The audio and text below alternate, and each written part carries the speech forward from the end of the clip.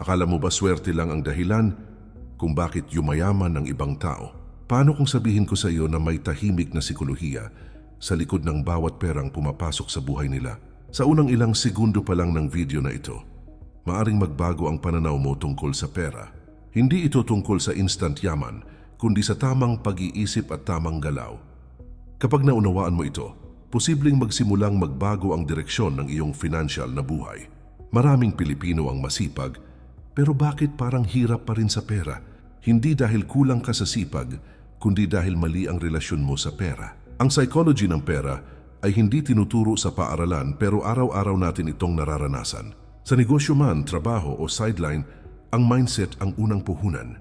Kapag mali ang mindset, kahit gaano kalaki ang kita, mabilis din itong nawawala. Bago tayo magsimula, iniimbitahan kita na mag-subscribe sa ating channel para lagi kang updated sa mga bagong videos na aking gagawin. Paki-like na din ito at share sa iyong mga kaibigan at tuklasin natin kung paano umasenso sa buhay. Ang simpleng support mo ay malaking tulong para mas marami pa tayong matutunan tungkol sa pera. Mas marami ang nanonood, mas marami ang natutulungan. At mas marami ang natutulungan, mas nagiging malinaw ang tamang mindset sa financial success. Kaya siguraduhin mong kasama ka sa journey na ito. Ang pera ay parang tao na may emosyon at reaksyon sa kung paano mo ito tratuhin.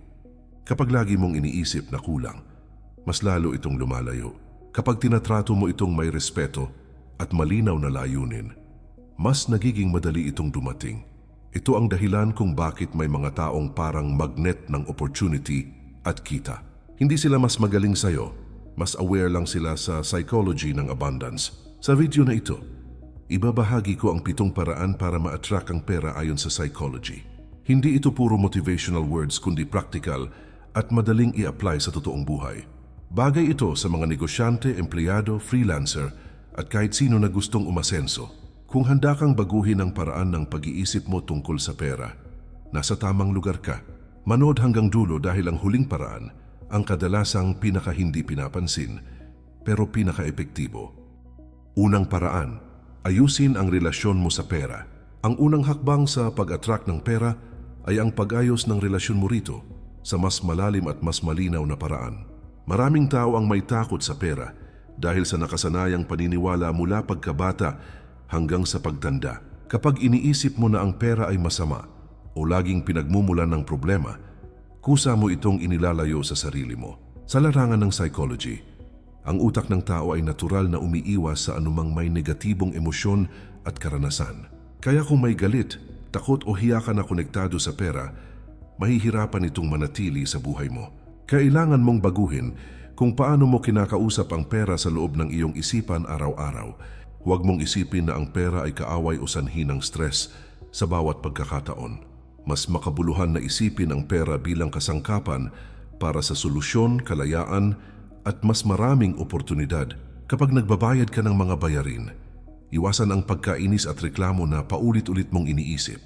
Sa halip, ipaalala mo sa sarili mo na may kakayahan kang magbayad dahil may pumapasok na pera sa buhay mo. Ayon sa psychology, ang emosyon ay may direktang epekto sa mga desisyon at kilos ng isang tao. Kung positibo ang emosyon mo tungkol sa pera, mas nagiging bukas ang isip mo sa mga bagong pagkakataon. Mas nagiging buo ang loob mo sa pag-negotiate, pagbenta, at paghingi ng halaga na tunay mong deserve. Ang ganitong klaseng confidence ay ramdam ng kausap mo sa negosyo, trabaho o kahit simpleng usapan. Dito nagsisimula ang unti-unting pag-attract ng mas malalaking income at mas stable na kita. Isang praktikal na hakbang na maaari mong gawin ay pasalamatan ang perang dumadaan sa kamay mo araw-araw. Kahit maliit ang halaga, kilalanin mo ito bilang senyalis ng progreso at pag-usad. Ang pasasalamat ay tumutulong sa pag-rewire ng utak patungo sa abundance mindset. Kapag nasanay ang isip mo na makakita ng kasaganaan, mas marami kang napapansing oportunidad sa paligid. Ito ang dahilan kung bakit ang mga taong marunong magpasalamat ay mas consistent ang pag-grow ng kanilang income. Hindi mo kailangan ng malaking puhunan o espesyal na koneksyon para simulan ang paraang ito. Ang kailangan mo lamang ay tamang pag-iisip at tamang emosyon na inuugnay mo sa pera. Kapag nagbago ang relasyon mo sa pera, kusa ring nagbabago ang daloy nito sa iyong buhay Ito ang pundasyon ng lahat ng susunod na paraan para makamit ang financial growth at stability. Kung hindi mo ito aayusin sa simula, magiging mahirap ipatupad ang ibang financial strategies. Ikalawang paraan, sanayin ang isip na mag-isip ng kasaganaan. Ang isip ng tao ay parang isang malawak na lupa na araw-araw na tinataniman ng iba-ibang ideya at paniniwala. Kung puro takot, kakulangan at pangamba ang palagi mong itinatanim, iyon din ang unti-unting aanihin mo pagdating sa pera. Ayon sa psychology, kung ano ang madalas at paulit-ulit mong iniisip ay nagiging normal at ligtas sa pananaw ng iyong utak. Kapag normal sa isip mo ang kakulangan at limitasyon, automatikong doon ka gumagawa ng mga desisyong may kinalaman sa pera. Ito ang dahilan kung bakit napakahalaga na sanayin ang isip na mag-isip ng kasaganaan at posibilidad. Maraming Pilipino ang lumaki sa paniniwalang mahirap lang tayo at hanggang dito na lang ang kaya natin. Ang ganitong klaseng mindset ay unti-unting nagiging harang sa kakayahan mong kumita ng mas malaki at mas stable. Kahit hindi ito totoo sa realidad, tinatanggap ito ng isip bilang katotohanan kapag paulit-ulit na naririnig at iniisip. Sa psychology, ang isip ng tao ay sumusunod sa mga ideyang pinakapamilyar at paulit-ulit nitong nararanasan. Kaya kung gusto mong dumami ang pera sa buhay mo, kailangan mo munang gawing pamilyar ang konsepto ng abundance sa iyong isipan. Isang mabisang paraan para sanayin ang isip ay ang pagiging maingat sa mga salitang ginagamit mo sa araw-araw. Kapag palagi mong sinasabi na wala kang pera o kulang ka, mas lalo mong pinapalakas ang ideyang iyon sa loob ng utak mo. Mas mainam na sabihin sa sarili mo na ikaw ay nasa proseso ng pag-unlad at patuloy na pag-asenso. Hindi ito panluloko sa sarili, kundi tamang pagdirekta ng isipan patungo sa mas positibo at produktibong direksyon. Unti-unti nitong binabago kung paano ka kumilos, magdesisyon at tumanggap ng oportunidad pagdating sa pera. Mahalaga ring palitan ang mga negatibong paniniwala na matagal nang nakakabit sa konsepto ng yaman at pagyaman. Hindi lahat ng may pera ay masama, sakim o walang pakialam sa kapwa. Maraming taong yumaman dahil nagbigay sila ng solusyon, halaga at tunay na serbisyo sa ibang tao. Kapag tinanggap mo ito sa isip mo, mas nagiging bukas ka sa ideya ng financial growth at tagumpay.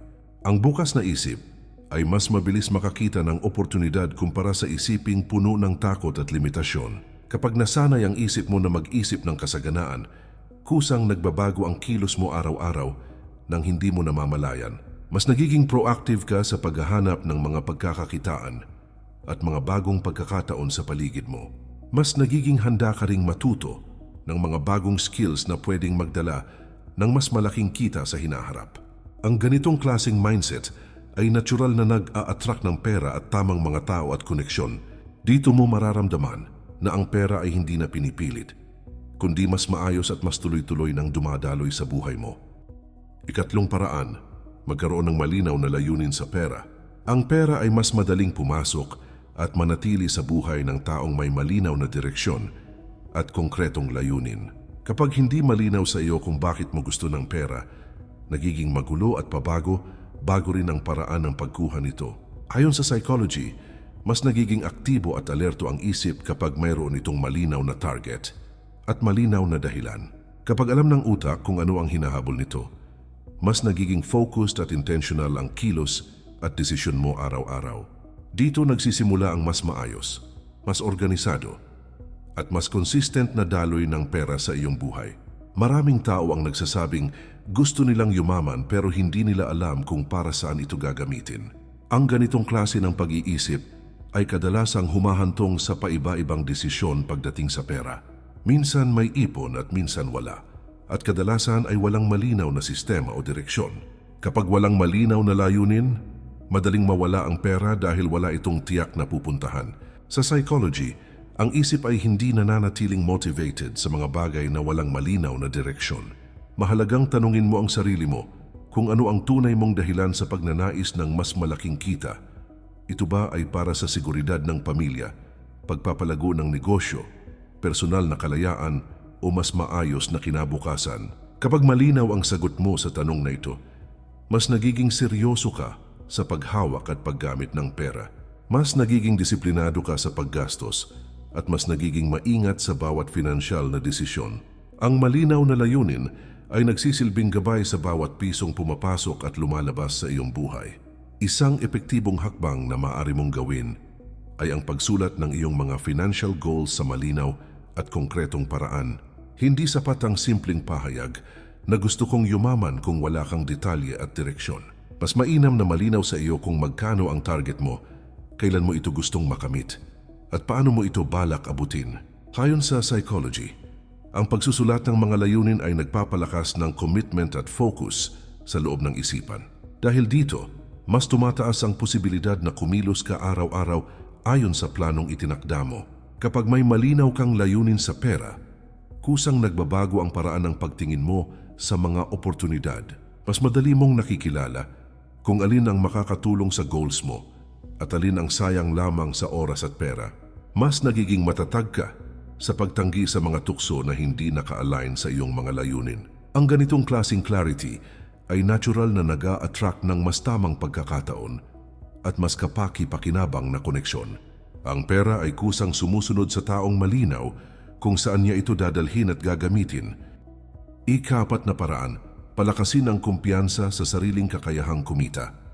Ang pera ay mas natural na na-attract sa taong may matibay na tiwala sa sarili at sa kakayahan niyang lumikha ng halaga para sa iba. Kapag mababa ang kumpiyansa mo sa sarili, nagiging limitado rin ang income na pinapayagan mong pumasok sa iyong buhay. Ayon sa psychology, ang paniniwala mo sa sarili ay may direktang koneksyon sa antas ng tagumpay na maaari mong marating. Kung sa loob ng isipan mo ay pakiramdam mo hindi mo deserve ang malaking kita, kusa mong sinasara ang maraming oportunidad, ito ang dahilan kung bakit napakahalaga na palakasin ang tiwala mo sa sariling kakayahang kumita ng pera.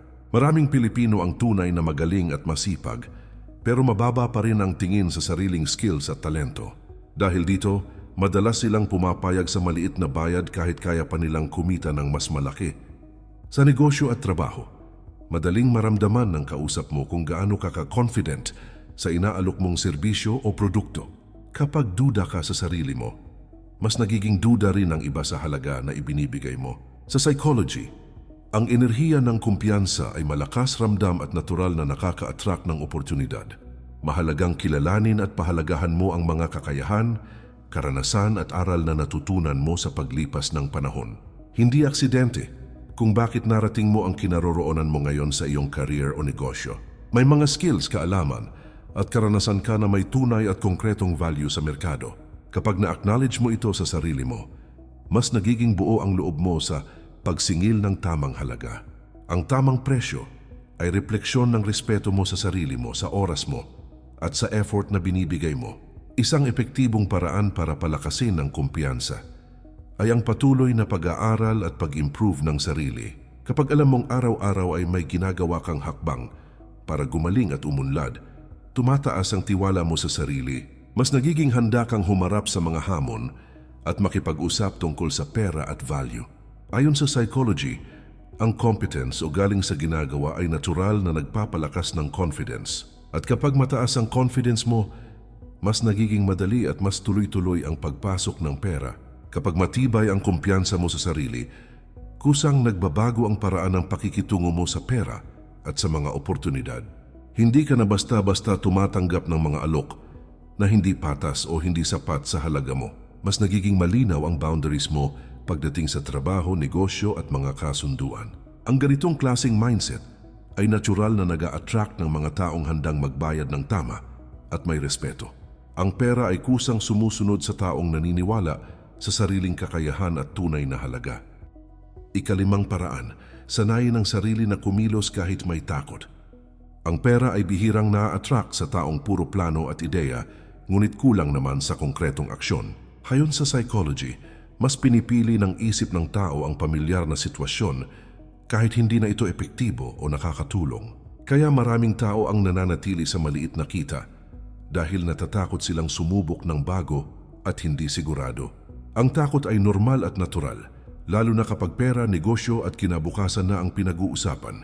Ngunit ang kaibahan ng mga taong umaasenso ay kumikilos sila kahit may takot pa rin sa loob nila.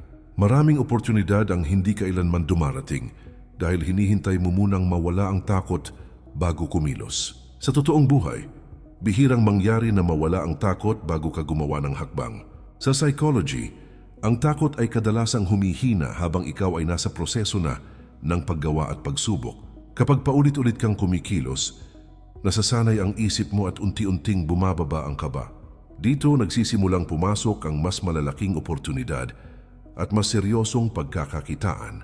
Sa mundo ng negosyo at pera, ang sobrang pag-iisip ay madalas nagiging dahilan ng pagkaantala at pagkawala ng pagkakataon. Habang ikaw ay nagdadalawang isip at nag-aantay ng perfect na timing, may ibang taong kumikilos agad. Hindi sila mas matalino o mas magaling kumpara sa iyo sa maraming aspeto. Mas sanay lang sila sa pagkilos kahit hindi pa perpekto ang plano o sitwasyon. Ayon sa psychology, ang aksyon ang siyang nagbubuild ng confidence at nagbibigay ng mas malinaw na direksyon. Isang simpleng hakbang na maaari mong simulan ay ang paggawa ng maliliit na aksyon araw-araw. Hindi mo kailangang mag-risk ng malaking pera o malaking desisyon kaagad. Pwedeng magsimula sa pag-aaral ng bagong kaalaman, pagtanong sa tamang tao, o pagsubok ng maliit na pagkakakitaan.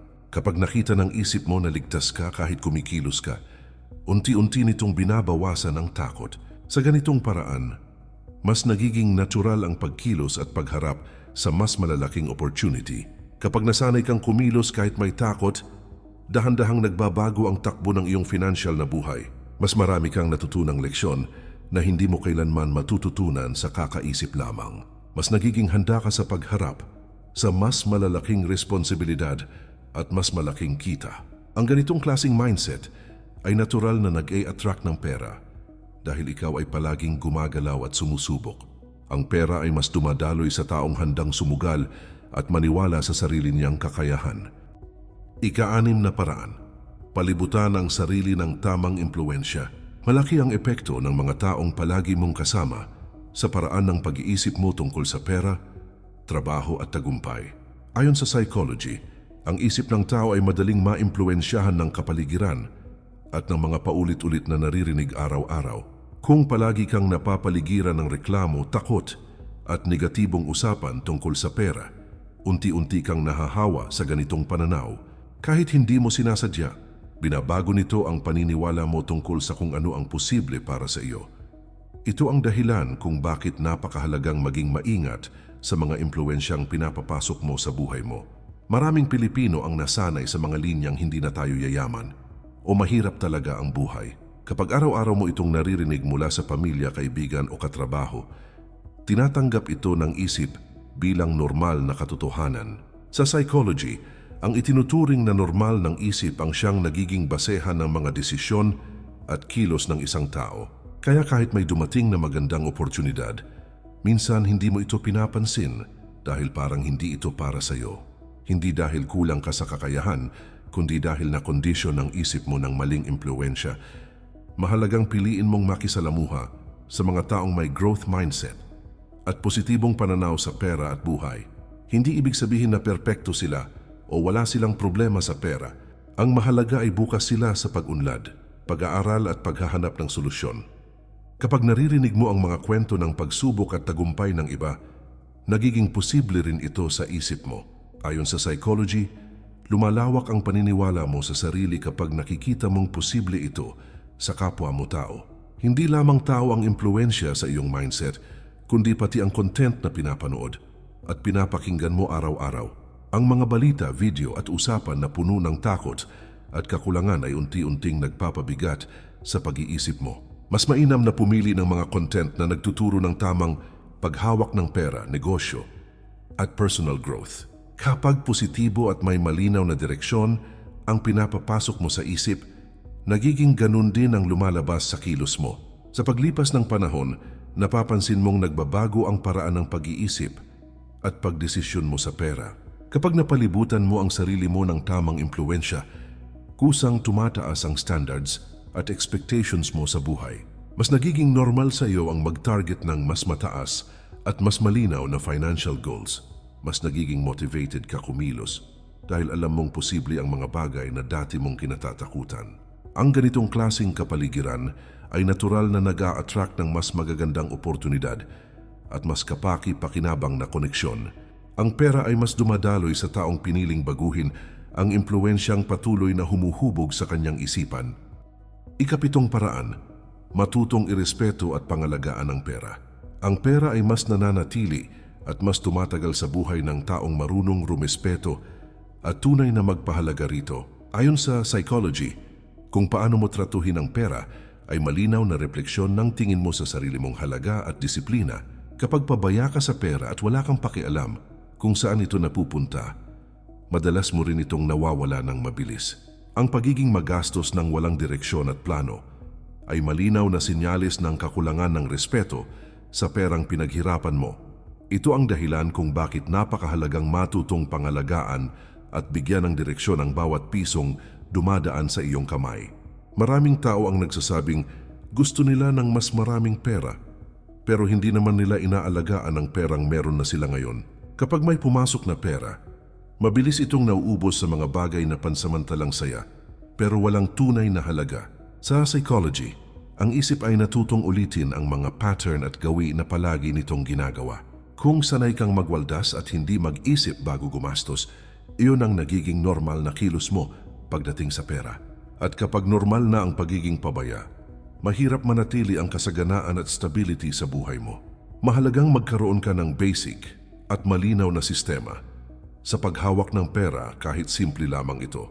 Hindi mo kailangan ng komplikadong financial plan basta malinaw sa iyo kung saan napupunta ang iyong kinikita. Kapag may sistema ka, mas nagiging responsable ka sa bawat desisyon na may kinalaman sa paggastos at pag-iipon. Ang responsibilidad ay isang sinyalis sa isip na kaya mong humawak at mag-manage ng mas malaking halaga ng pera. Ayon sa psychology, mas maraming oportunidad ang ibinibigay sa taong marunong mag-alaga ng maliit bago bigyan ng mas malaki. Ang pag-iipon kahit paunti-unti at paisa-isang hakbang ay isang anyo ng respeto sa sarili at sa iyong kinabukasan. Hindi mahalaga kung maliit ang naitatabi sa simula, basta ito ay consistent at may malinaw na intensyon. Kapag nakikita ng isip mo na kaya mong mag-ipon at mag-control ng gastos, tumataas ang tiwala mo sa sarili mo. Mas nagiging handa ka rin sa pagharap sa mas malalaking financial responsibilities at desisyon. Dito nagsisimulang magbukas ang pinto para sa mas malaking income at mas seryosong oportunidad. Kapag natutunan mong igalang at pangalagaan ang pera, unti-unting nagbabago ang relasyon mo rito. Hindi mo na ito tinitingnan bilang bagay na mabilis lang dumating at mabilis ding nawawala. Sa halip, nakikita mo ito bilang kasamang lumalago habang ikaw ay patuloy na umuunlad bilang tao. Ang ganitong klaseng mindset ay natural na nag-a-attract ng mas stable, mas tuloy-tuloy at mas maaasahang kita. Ang pera ay kusang nananatili sa taong marunong gumalang, mag-alaga at magbigay ng malinaw na direksyon dito. Kung umabot ka hanggang dulo ng video na ito, malinaw na handa ka ng baguhin ang takbo ng iyong buhay pagdating sa pera. Hindi lahat ng nanonood ay may lakas ng loob na harapin ang sariling mindset at baguhin ito. Ang kaalamang natutunan mo ngayon ay walang silbi kung mananatili lamang ito sa isip mo. Ang tunay na pagbabago ay nagsisimula kapag in-apply mo ito sa araw-araw mong kilos at desisyon. Dito nagkakahiwalay ang nanonood lang at ang tunay na umaasenso. Ang 7 paraang ito ay hindi hiwalay sa isa't isa kundi magkakaugnay. Kapag binago mo ang relasyon mo sa pera, sumusunod ang pag-iisip, kilos at resulta. Hindi mo kailangang maging perpekto para magsimula. Ang mahalaga ay maging consistent ka sa pag-improve ng sarili mo. Tandaan mo na ang maliliit na pagbabago, araw-araw ay nagdudulot ng malaking resulta sa paglipas ng panahon. Muli kaibigan, iniimbitahan kita na mag-subscribe sa ating channel para lagi kang updated sa mga bagong videos na aking gagawin. Paki-like na din ito at share sa iyong mga kaibigan at tuklasin natin kung paano umasenso sa buhay. Ang simpleng suporta mo ay malaking tulong para mas marami pa tayong matutunan tungkol sa pera at tagumpay. Mas marami ang natututo, mas marami ang umaangat. At kapag mas marami ang umaangat, mas nagiging posible ang mas maayos na kinabukasan para sa lahat. Kaya siguraduhin mong kasama ka sa komunidad na pinipiling umunlad. Hindi ka nandito para manatili sa parehong sitwasyon habang buhay. May kakayahan kang baguhin ang kwento mo pagdating sa pera at tagumpay. Ang tanong ay handa ka na bang kumilos pagkatapos ng video na ito? dahil ang kaalaman ay simula lamang, pero ang aksyon ng tunay na susi. Simulan mo ngayon at hayaan mong sumunod ang pera sa bagong mindset mo.